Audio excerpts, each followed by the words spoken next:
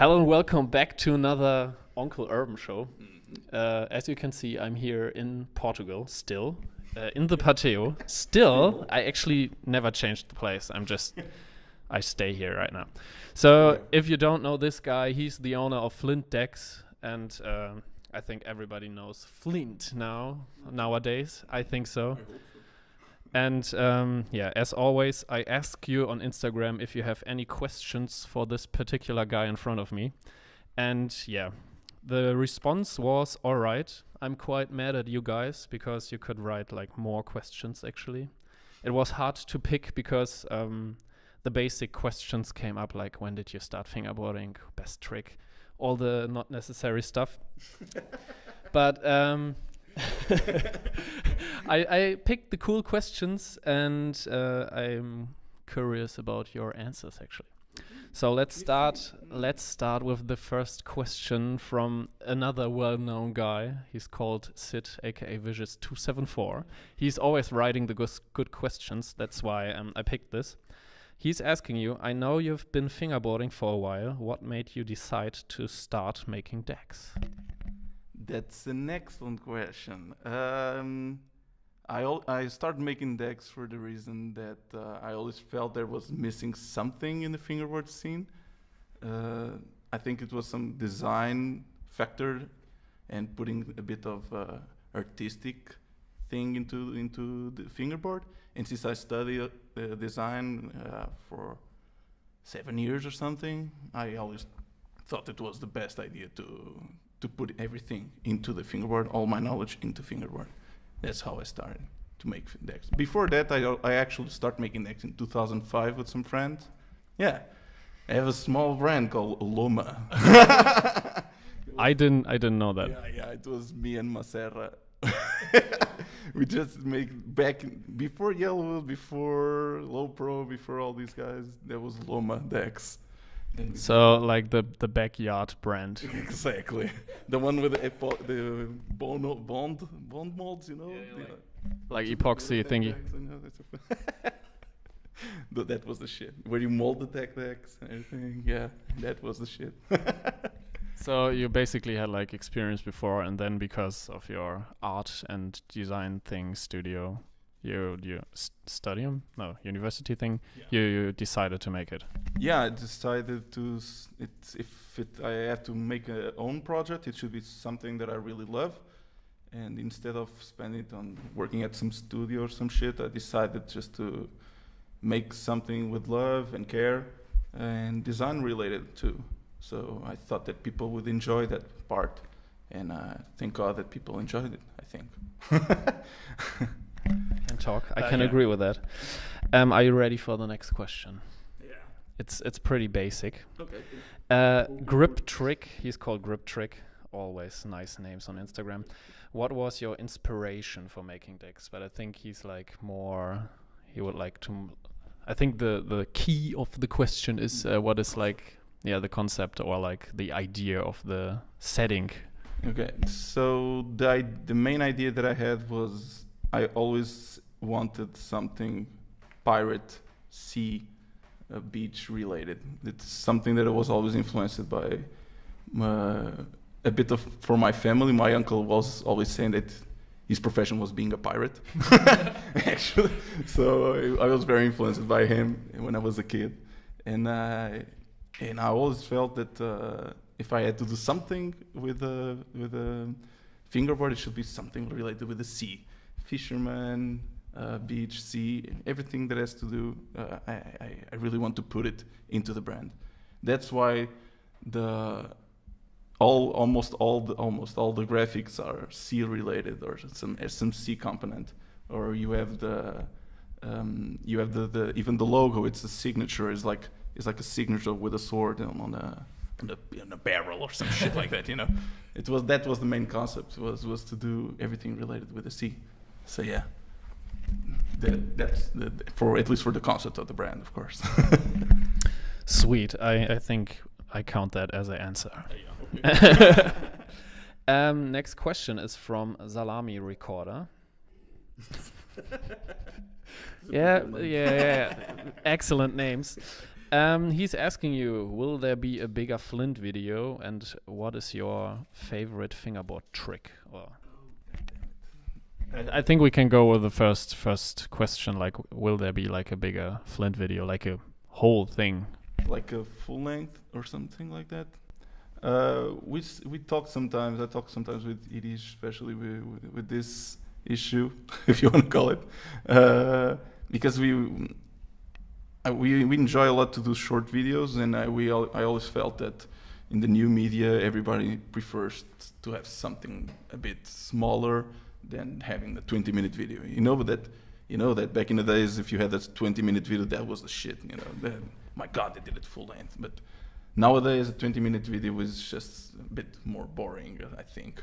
So we always prefer to make short videos with very concentrated information, and I think it's better that way. I would enjoy a lot to do a big video, but it would have to be a super nice video. So maybe, maybe, but it has to be with quality.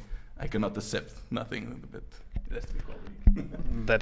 I think you would be able to do it. I mean, like a long video would be still have. I think it would have like a bigger impact than a short video, because I think mainly the cool thing about Instagram is the way of producing something and like spread it, yeah, or show it to the public. It's like so short, but when you take or make a whole video, like 20 minutes, for example, the people will take time, and I think they will, take the time to watch it basically, and maybe watch it again.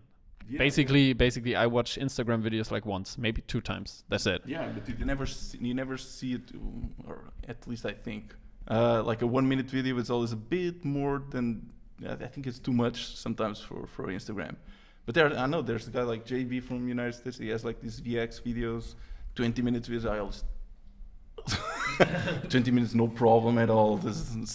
If you know how to do it well, that's why I'm saying that I need a quality, and I need to have the best.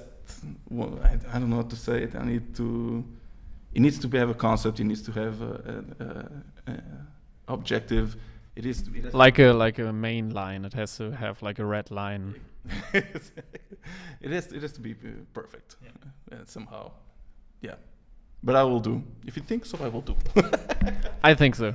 I think you can do it. The other question was, what are your favorite fingerboard tricks? Yeah, my favorite fingerboard tricks. Well, actually, my favorite fingerboard tricks is something that I don't land that much. I think sweet shield backtail is one of my favorite tricks. I can do it. I can do it, but not first try at all. Well, that would be kind of impressive. Sweet shield backtail is one of my favorites for sure. Okay, that counts. Well, next question is from Enjoy Fingerboarding. And he's asking, when will the next artist series be out? I know something that you guys don't know. I already see something that you guys don't see. So I think when this video will be out, it might be already announced, but I think you can just say like... Yeah, I think that in October, in the second week, hopefully, I'll have the next season or the next artist series. I will have some news too, especially with the packaging. It's going to be some good announcements. It's going to be good. So then we cut it here because, let's keep it secret, It's like the supreme, Too much information, Yeah.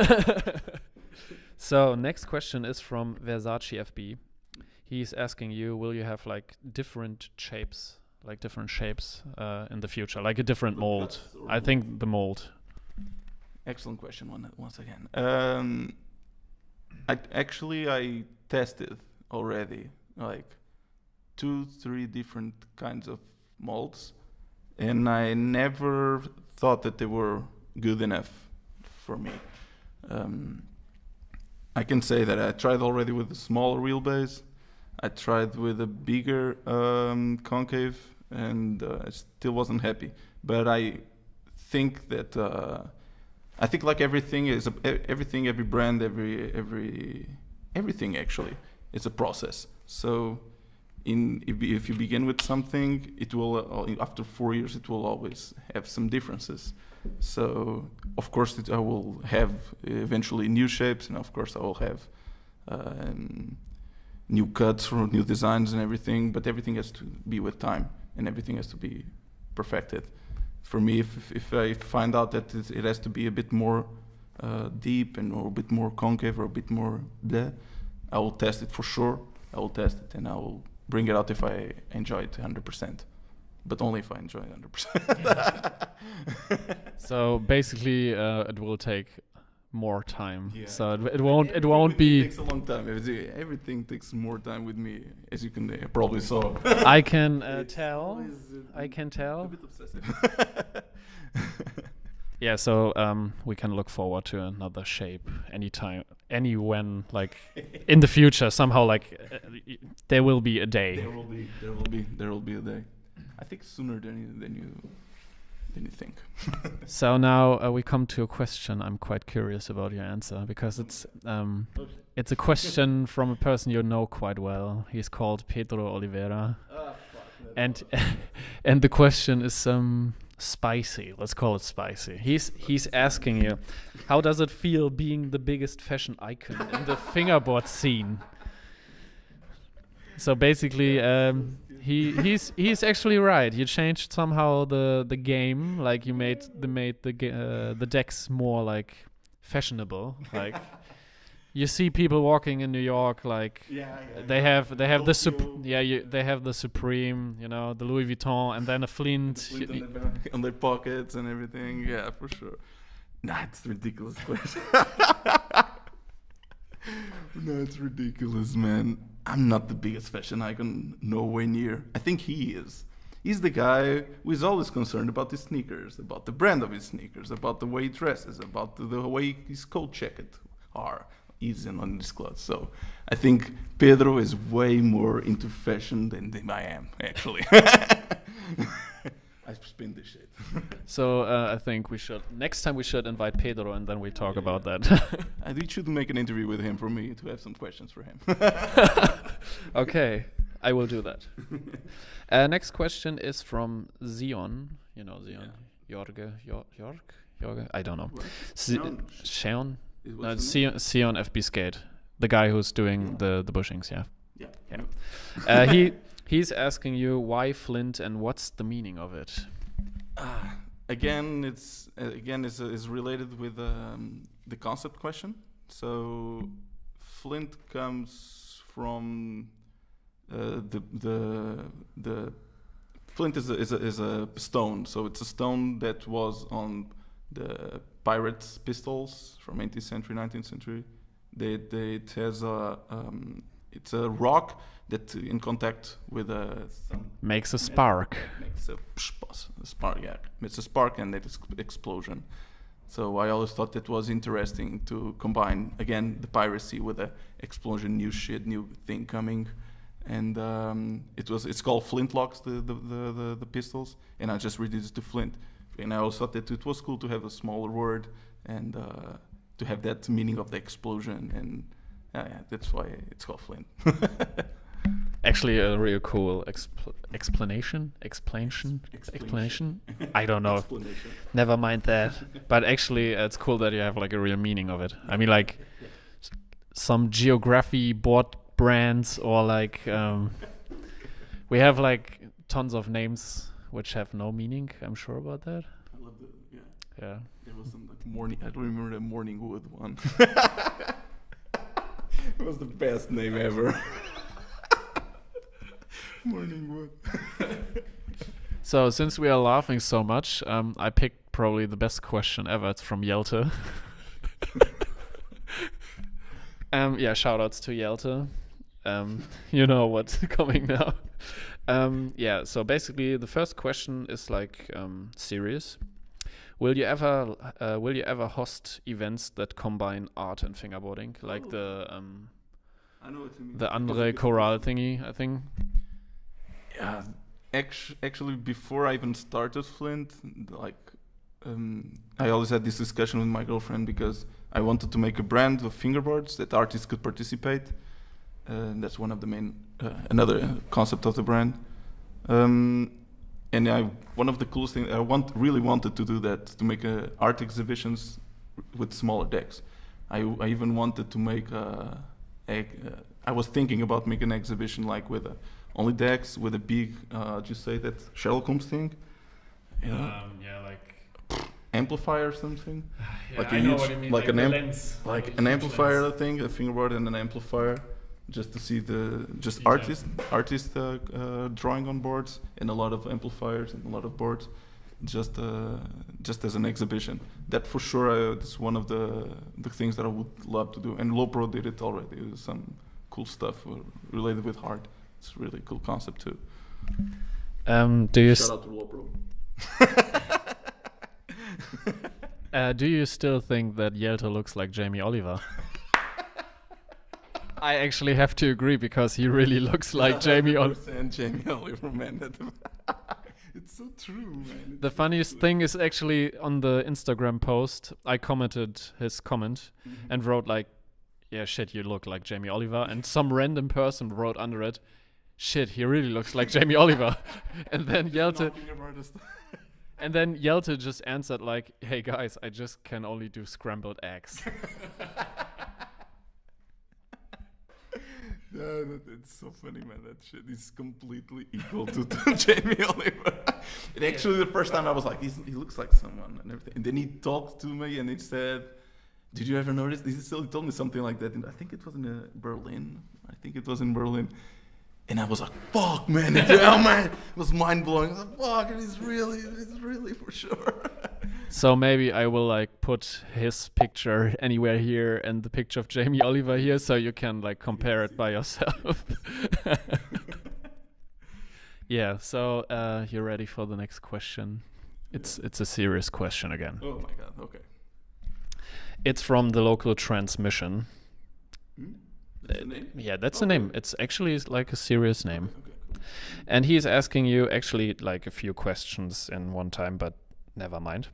How was living in Berlin and filming with Harry for the video at the Herrick's? And what do you think about the Portuguese scene nowadays? Big question. Living in Berlin was one of the best experiences that I had. Living abroad. I live already in different cities, but in Berlin was really an experience. Majorly because it always drove my motivation to go to Berlin was obviously studying, but again the fingerboard scene. I knew already Timo was there and Harry was there, and I really wanted to meet them again and to be with them and living that lifestyle, German lifestyle. And it was a great opportunity when Harry came to me and invited me to.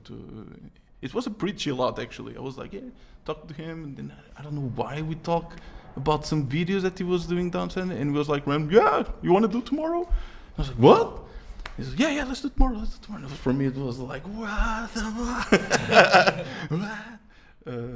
Like a fanboy guy. Yeah, but it was a good, huge honor to make a video with him, and I really still enjoy a lot the video. Actually, I still enjoy a lot. It was a good experience. What was the second question? What do you think about the Portuguese scene nowadays? Nowadays, I think for me, it's one of the strongest, at least in Europe, because it's strongest in a way that everybody gets together really well and everybody hangs out really well. We have more the north scene and the south scene, but when we are together, it's always such a I don't know what to say. It's like really. I think you noticed this spot, and you have been here already in other events. It's really friendship, and we really love each other. We are always together. I think it's like it's a family thing, more or less. Yeah, like I know it's cliche to say that. No, but it's not like for example, Fast Fingers, where like a lot of like the German community is huge, and there's like a core thing, and the core is more like a big family. But in here, it seems like the whole community is like one family. Yeah, it's I don't know that we are all friends for a long time, and of course, the friendship gets a bit bigger, but I don't know. Even for the newcomers, we always try to include them, and if they are cool, we just create a bigger family. You know, they just come in. We just don't say anyone to step away or anything. Just it's the same love. It's fingerboard, so we should collaborate with each other. Sweet. That's so lovely. Like. No, that's good. That's actually what fingerboarding should be, and that's I think another thing why so many Germans have been to the Pateo this year. I think. My God, this was crazy. This year, fuck. Congratulations, Germany. we conquered the Pateo. Completely conquered. Yeah, it was a huge meetup with a lot of international people. I invite everyone that it's from abroad in Germany, and included in every country in the world that wants to come here to Patio and have fun here with us, especially in the anniversaries and the Patio events, contribute for the scene. Ricardo is putting 100% of love and dedication to this, and I think we should all enjoy with him and contribute with him for making this thing even bigger, and but together, you know, not bigger and commercially and shit like that. So are you ready for the last question? Oh my God, who is? The question is from Irish. These fuckers. These two fuckers. What is it? Basically, I just was sitting with him upstairs in the Flint office, and I was writing down the questions on this piece of paper, because basically in Portugal there's no paper. You should understand that. It's like, you see that's a proper piece of paper, you see? With a drawing on the back. And there's a drawing on the back. It was like, yeah. But I was like picking the questions, and I just thought like, hey, I just asked Irish like randomly, do you have a question for Losh? And he came up with a great question. He's asking you, how many push-ups can you do? It's so fingerboard related, and it's quite interesting. He knows I'm fat. Fuck. God. How many do you used to do or now? I don't know. You don't know? Oh shit. Because I think now I can do probably 10. This shit, you want me to prove you that I want to do 10? I don't need that. I can do with one arm here. No, fuck no. No, 10. But yeah, you know, but that Thank was. Thank you, Edith, for that fucking question. Now everybody knows that I'm fat. Yeah. No. I don't think so. No, I don't think. Just elegant, strangely elegant. Yeah, you have a fashion icon. fashion icon. That's the point. Fashion, nobody noticed that I'm fat, so it's okay. Supreme. Just say Supreme all the time. Yeah, but that's it, I think. Thank you for your time. Thank you for your time. It's always a pleasure. Yeah, and do you? Here too, man. Thanks. Do you have like any last words? Basically, I will pass you now the microphone, and you can talk. Yeah, I think I already told the final words when I talked about Patio, because that's what I really wanted to say in the last paragraph before the fucking Irish question. So then you can write in the comments if Jelte looks like Jamie Oliver, I think. Yeah. And if you haven't subscribed to my channel, do it now. You should check out his Instagram and his decks, because this shit is lit. And yeah, thanks for watching, and see you next time, I guess.